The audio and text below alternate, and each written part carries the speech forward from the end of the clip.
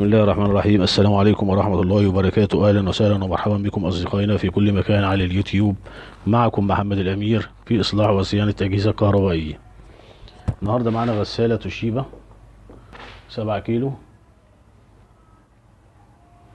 المشكلة فيها إيه؟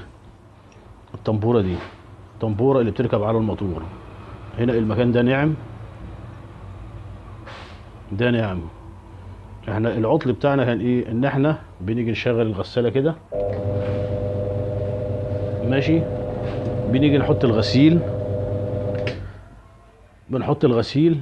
بعد ما نحط الغسيل ونيجي نشغل نلاقي الغسيل بيلف بالراحة كده، ما بيلفش على طول بسرعة زي اللي احنا عايزينها.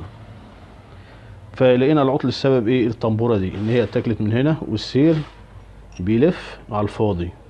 فاحنا رحنا مغيرين الطنبورة دي اللي هي طنبورة الموتور الاصلي بتاع الغسالة، وحطيناه هنا كده.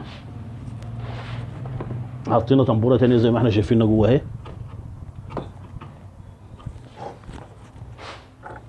طنبورة تانية ما تخليش السير،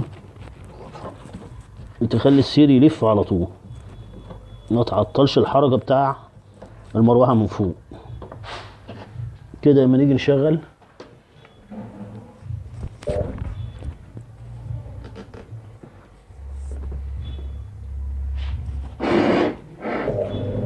نشغل هنا اهو كده اهو. المفروض لما بنيجي نختبر نمسك القطعة دي كده بالراحة كده، هنلاقي ايه؟ ما بتوقفش معانا كده، هنلاقي ايه؟ ما بتوقفش. لما نمسكها كده المروحة الدريبوكس ما بيوقفش.